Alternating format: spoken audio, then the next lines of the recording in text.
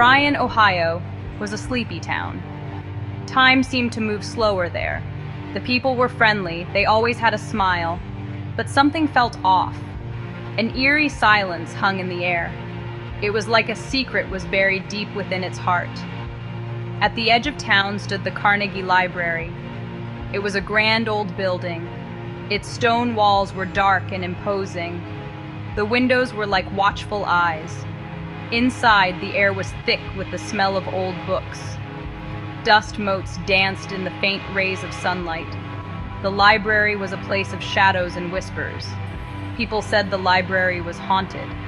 They whispered tales of strange noises and cold spots. Some even claimed to have seen a shadowy figure wandering the stacks. But most dismissed it as mere superstition. They didn't know the truth that lurked within those walls. Emily Abernathy was the town librarian. She was a kind and gentle soul, voted best, all-around girl. Emily loved books more than anything. She spent her days surrounded by their wisdom.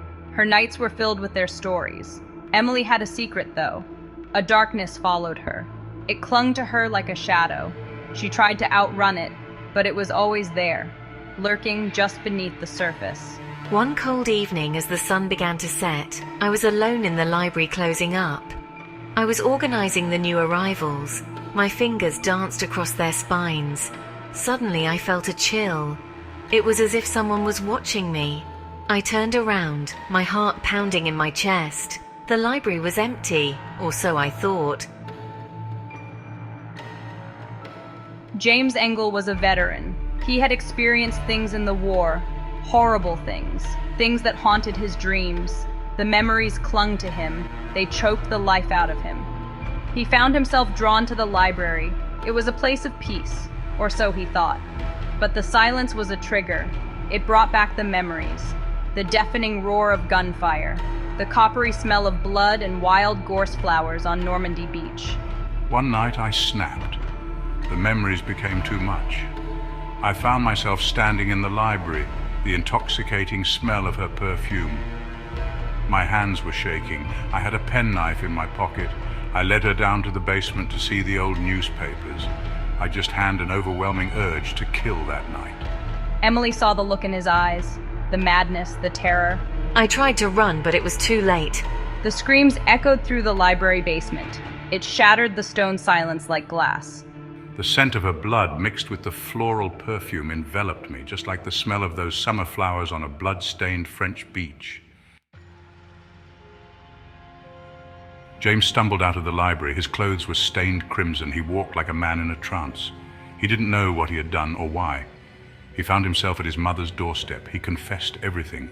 His voice was a broken whisper. His mother listened in horror. She couldn't believe her ears. News of the stabbing in the basement spread through Bryan like wildfire. People were shocked and horrified.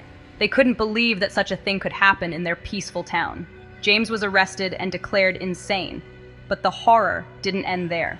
James's mother claimed that he was cursed by the ghosts of war, cursed by the spirits that haunted the library. James served 30 years and was released, deemed cured after a frontal lobotomy. Years passed, but the memory of Emily's murder lingered. The library remained open, however. James often strolled outside, watching, a silent reminder of that terrible night. People started reporting strange occurrences. They heard whispers and saw shadows moving in the windows. Some even claimed to have seen Emily's ghost. She was said to wander the stacks, her white dress stained with blood, the smell of floral perfume. Paranormal investigators flocked to Bryan. They hoped to catch a glimpse of Emily's ghost. They set up cameras and recording equipment. They tried to communicate with the dead, but the spirits of the library remained elusive. Then, one night, it happened again. An older woman, Grace Kennedy, was found dead in her home in Bryan, Ohio. She had known James Engel, went to the same church.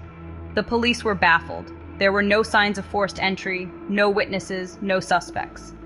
The murder was eerily similar to Emily's. Same time of year, same method, same town. The town was in an uproar. People were terrified. They whispered that Emily's spirit had returned. They said that she was seeking revenge. The police investigated Grace's murder, but they couldn't find any hard evidence. A short list of names keeps popping up, but we need more evidence to bring them to justice. The Carnegie Library was closed for good. It was boarded up. The doors were chained shut. But the horror didn't end there. The strange occurrences continued.